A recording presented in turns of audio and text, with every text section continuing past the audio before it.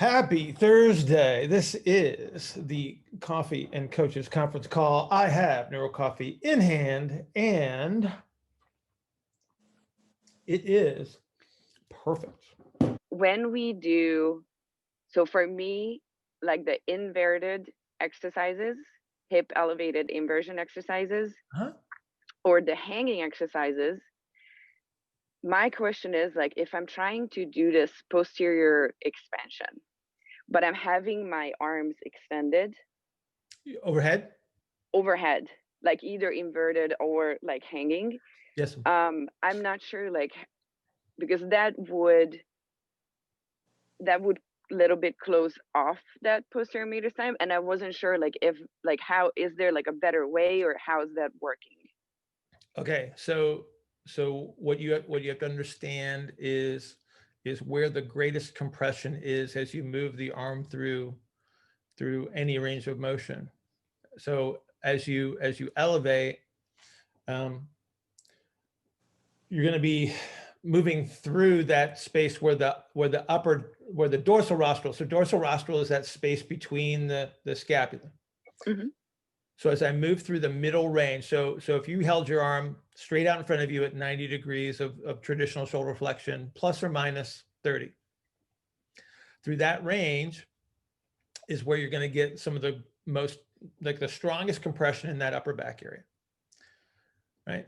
And that's not a bad thing. It's not a bad thing. It just means that it's concentric muscle activity to be able to hold the scapula in that position. So there will be some more compression there, but that's a good thing because then it gives you an opportunity to create expansion elsewhere. So anything below that range that would typically be expanded has potential for expansion. When I do move through that range, because I'm creating the compressive strategy on the back side, I am more likely to create expansion on the front side. So when we talk about the anterior thorax expansion, so we talk about pump handle and things like that from a breathing standpoint, moving through this range gives me that opportunity to emphasize that. The thing that you always want to recognize is that it's not this black and white kind of a thing.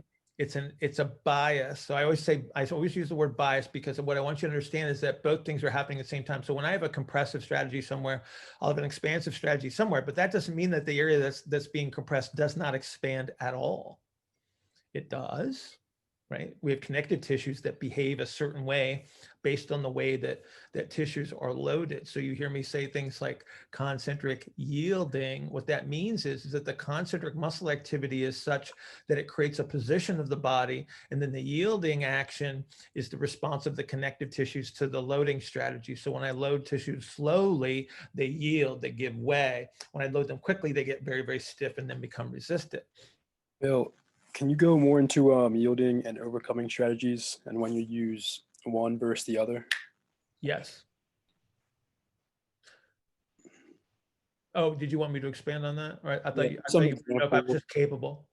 Some examples and what you find on the table. I will. I gotta say something though, Nate. I appreciate your facial expressions. Thank you. It lets me know that I'm not a total idiot when I try to make a joke. So do you understand what the difference is, what they are? Overcoming, trying to approximate some of the tissues, and then giving way. Have you seen my silly putty example? I don't think so. Okay, hang on. I gotta see if I can silly putty handy. Might have had it. Might have left it at the office. Oh, guess what?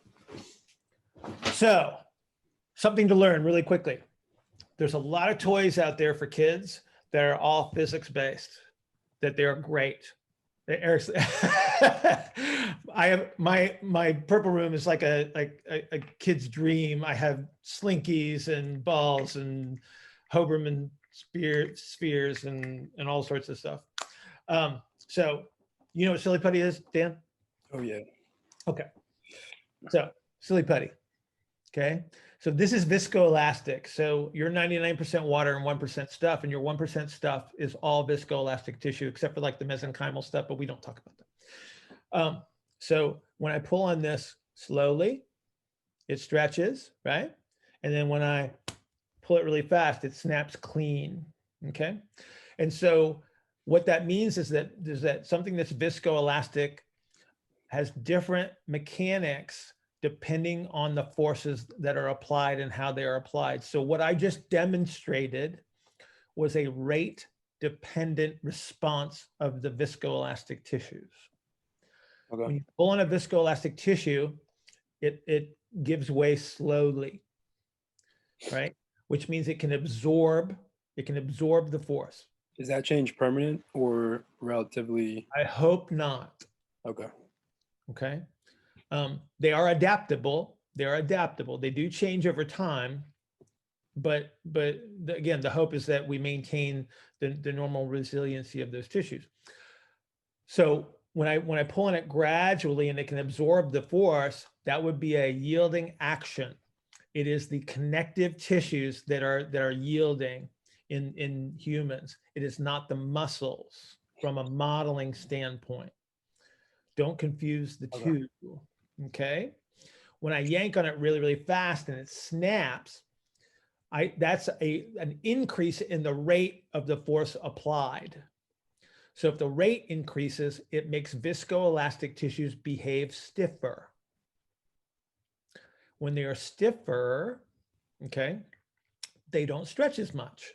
It's very, very difficult to deform them.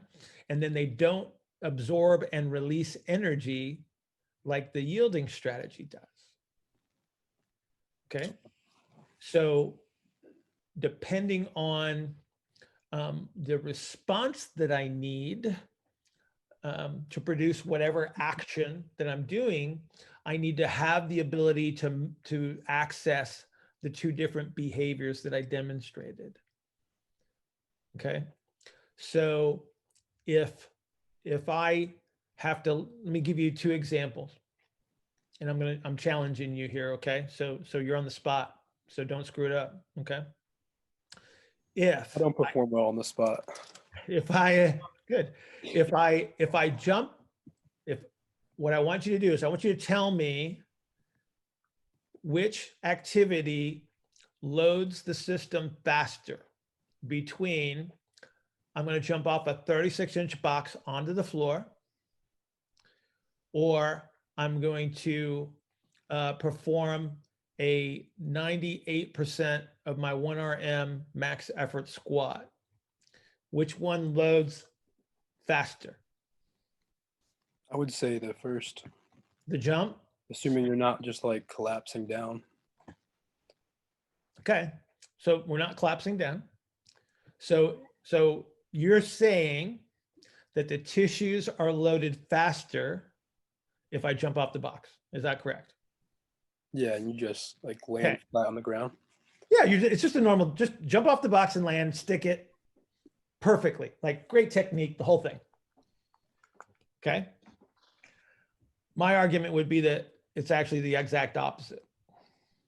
Because the minute I have that weight on my back, I am loaded. It's instantaneous. Are you saying when you unrack it and then? You're standing, you've got the weight on your back and you initiate the squat. Okay. The tissues are instantaneously loaded. The rate of loading is instantaneous. It's already there. As you jump, so what I want you to do is I want you to look at the two activities in slow motion in your head. As you jump off the box and I make the initial contact, okay?